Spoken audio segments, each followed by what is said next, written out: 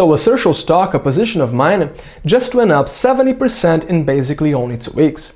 And today we'll discuss first why that happened, and then we'll talk about another stock I'm also long on and that I think might also skyrocket in the not too distant future, just like ASRT Holdings did.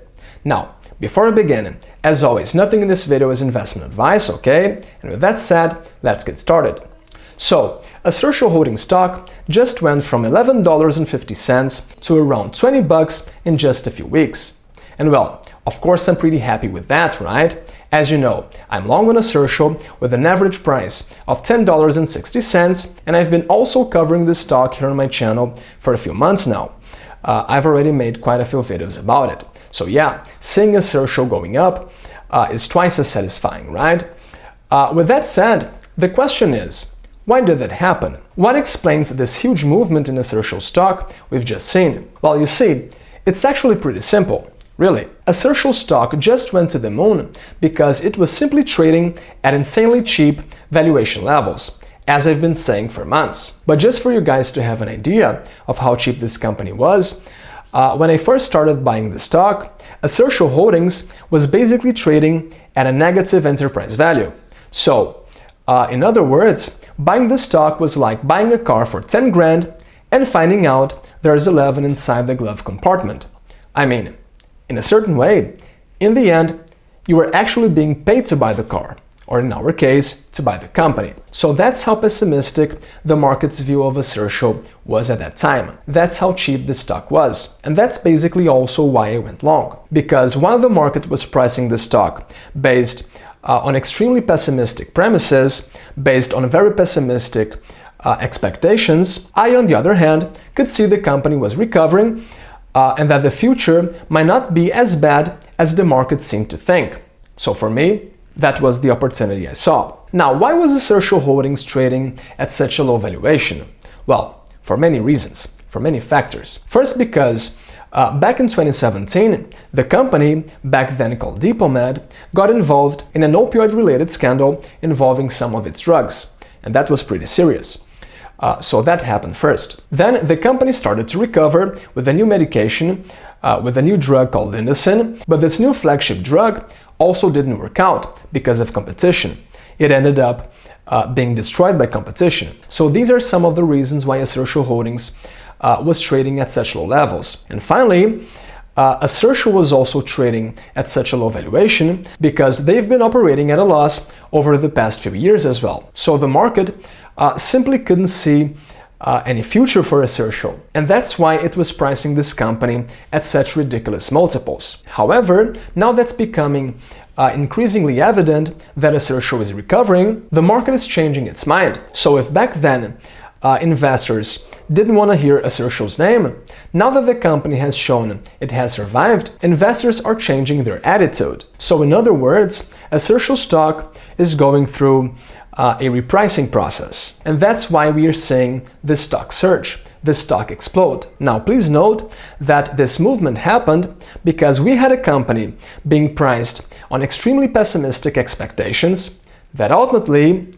did not become reality. Pay attention to that. That's the most important lesson to learn from ASRT Holdings case. But in the end, the market's assumptions were so negative for the stock, for ASRT, that any improvement in expectations could send it soaring.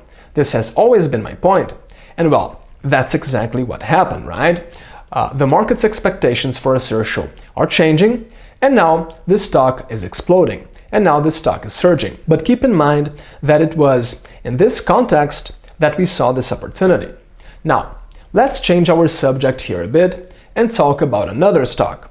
Another very cheap stock that I'm also long on, and that, just like ASRT, is trading at very low expectations. And I think the market is wrong on this one too.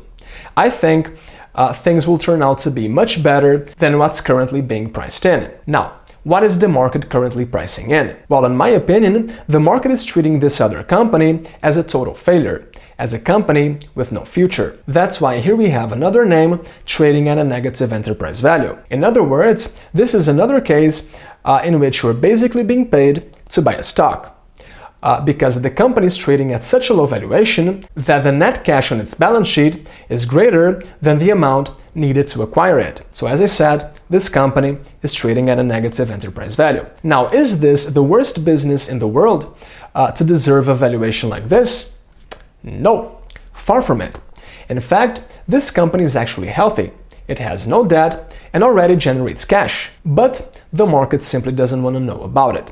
Investors simply don't want to look at this name. But okay, enough with mystery. After all, which stock are we talking about? So our second stock today is called Adcore, ticker ADCO in Canada and ADCOF on the OTC in the US. And as I mentioned, I'm also long on Adcore. Now, why is Adcore trading at such a low valuation? Well, first because Adcore is another microcap stock listed on the TSX Venture in Canada, and well, liquidity has simply disappeared from there, so that's the first reason. Second, because it belongs to the advertising sector, which has been going through a pretty tough period. And lastly, Adcore is trading at such low levels because this company has been operating in the red over the past few years, which by the way is something I think is going to change. But anyway, so these are the main reasons why Adcore, our second stock today, is so cheap in my opinion. And here, as I mentioned, the market's expectations for this stock, for this company, seem to be non-existent. I mean, Adcore is trading at a negative enterprise value, while at the same time, in 2025 alone, the company delivered 33 million Canadian in revenue and 2.2 million in operating cash flow. So yeah, for the market to be pricing this company at such low levels, it must really think Adcore has no future, right? It must think Adcore is done. However, that might not be the case. First, because the company is already fine. In fact, too fine to be trading at a negative enterprise value. And second, because I actually believe this business will improve, as I've explained in my previous videos about this company. Now, why do I say that? Why do I believe Adcore's business is going to improve? Well, because you see, Adcore is going through a transition. They're slowly evolving from a service-based business to a SaaS one, to a technology one, which I believe will likely lead to higher revenues and margins over the long run. So yeah, I think the market might be wrong here again. I think Adcore has a future. Now let's recall what happens to a stock when it is trading under very pessimistic assumptions and expectations start to improve. I mean, that's why ASRT stock skyrocketed, right? And I believe the same might happen here to Adcore. So that's why I'm recording this video, to bring Adcore to your attention. But yes, Adcore has its issues. It is far from being an outstanding business today. However, I think the market has overreacted here. I think it is being excessively pessimistic, and I believe it's only a matter of time before investors change their minds about Adcore as well, which could lead the stock to a repricing similar to what we've seen in ASRT, because in the end, Adcore simply doesn't deserve to be trading at such low multiples, at least in my opinion. So yeah, I wouldn't be surprised to see Adcore stock going up 100%. 200%, 500% from current levels. I wouldn't be surprised. Anyway, if you want to learn more about Adcore, here's a playlist I've been doing about it. Hope you like it. That's it for today, and see you next time.